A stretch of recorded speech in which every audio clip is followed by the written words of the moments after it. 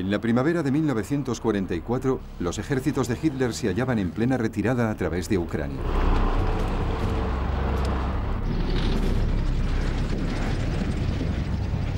Los dirigentes soviéticos destinaban a aquel frente cantidades cada vez mayores de tropas y equipamiento. Los alemanes contaban con dos tanques excelentes, el Tiger I y el Panzer Mark V. Ambos modelos se adaptaban bien a la clase de guerra defensiva que practicaba el ejército alemán en el frente oriental. Eran la única esperanza que les quedaba en la zona. El Ejército Rojo tenía el doble de tanques. Muchos de ellos eran los excelentes T-34. Y las fábricas de armamento de Siberia producían a un ritmo de 2000 unidades por mes.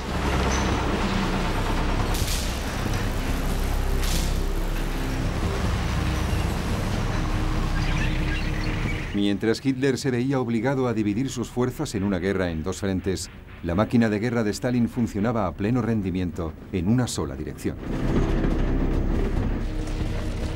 6 millones de soldados soviéticos se enfrentaban a menos de 3 millones de soldados alemanes.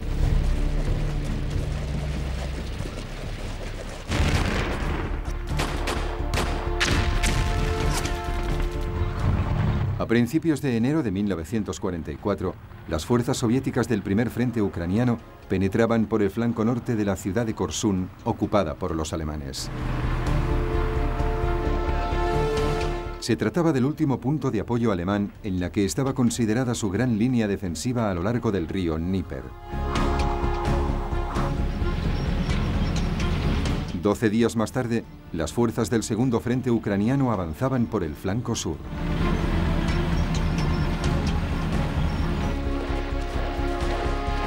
El ataque se llevó a cabo según el bien establecido modelo soviético.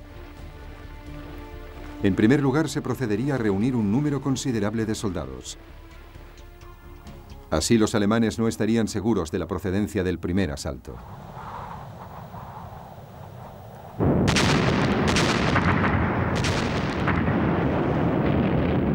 A continuación tendría lugar un bombardeo demoledor de la artillería.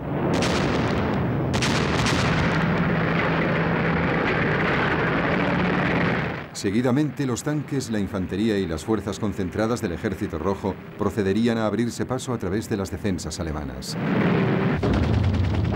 Finalmente, la infantería caería en tropel sobre el enemigo.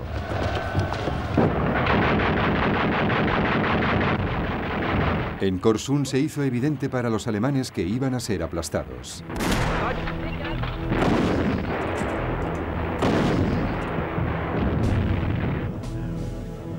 El comandante alemán, el mariscal de campo Erich von Manstein, voló al cuartel general de Hitler en Prusia Oriental para pedirle autorización para replegarse. Pero Hitler se negó.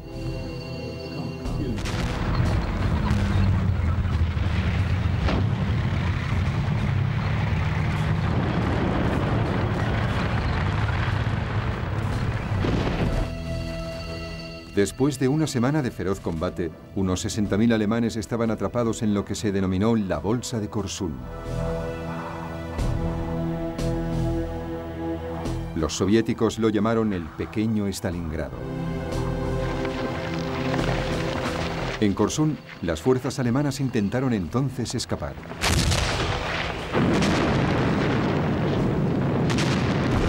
Pero los rusos les estaban esperando.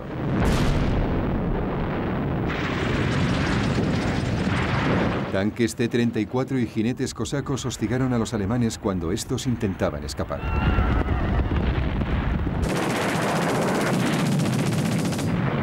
El combate duró 2 días.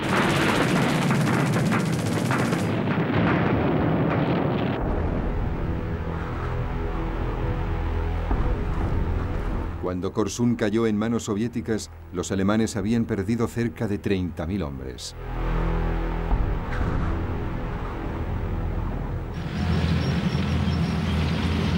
Las fuerzas del Ejército Rojo avanzaban ahora a una velocidad considerable.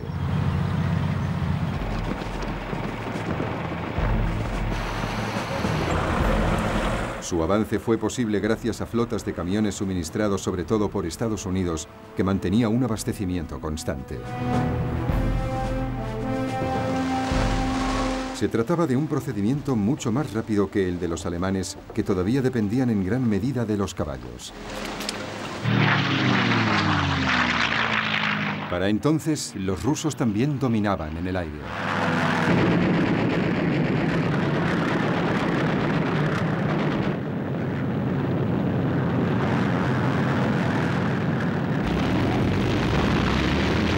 La Luftwaffe siempre había sido un elemento clave de la máquina de guerra alemana. Pero Hitler, que mantenía la lucha en dos frentes, se había visto obligado a desviar una parte de su fuerza aérea para defender a Alemania de una ofensiva norteamericana y británica en el frente occidental. Por consiguiente, los aviones rusos superaban en número a la Luftwaffe en una proporción de 5-1. Los cazabombarderos Stormovik de las fuerzas aéreas soviéticas se cobraron numerosas víctimas entre las columnas de blindados y de abastecimiento alemanas. A pesar de ello, Hitler se negó a considerar la posibilidad de una derrota y anunció entonces una nueva versión de su política de ni un paso atrás. Ordenó que las tropas alemanas estableciesen lo que llamó áreas fortificadas o fortalezas locales. Estas fortalezas tendrían que ser defendidas hasta la muerte. Solo se podrían abandonar con su aprobación personal.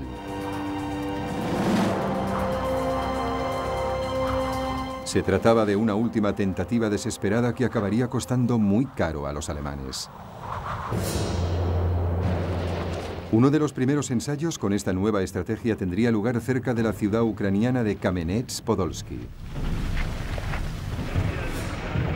Allí, 20 divisiones de Panzer se arriesgaban a quedar aisladas. Pero Hitler la declaró área fortificada y se negó a autorizar la retirada.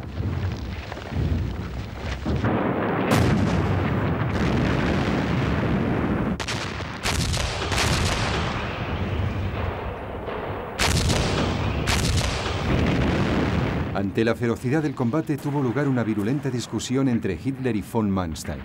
Solo este último preveía la gravedad de la situación.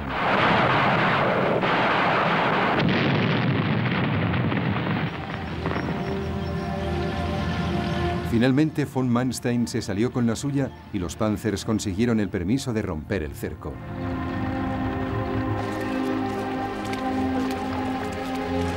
Diez días más tarde, unos 200.000 hombres del primer ejército de Panzers alcanzaban sin ningún impedimento las líneas alemanas que se hallaban a más de 160 kilómetros hacia el oeste.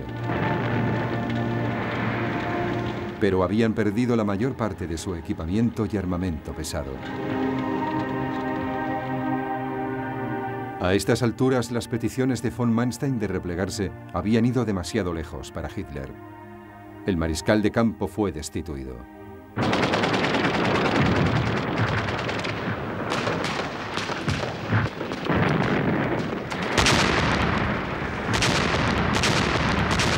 Más hacia el sur, los alemanes intentaban contener el alud soviético en el río Yezhny Prokop.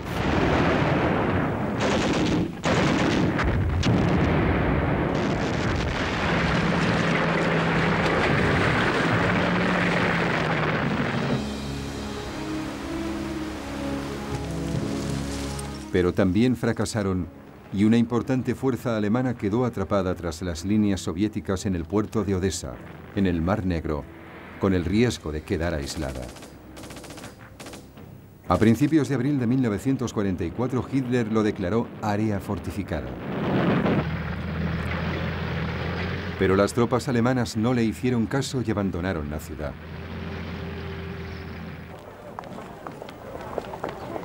Unos días después, el 10 de abril, Odessa era liberada.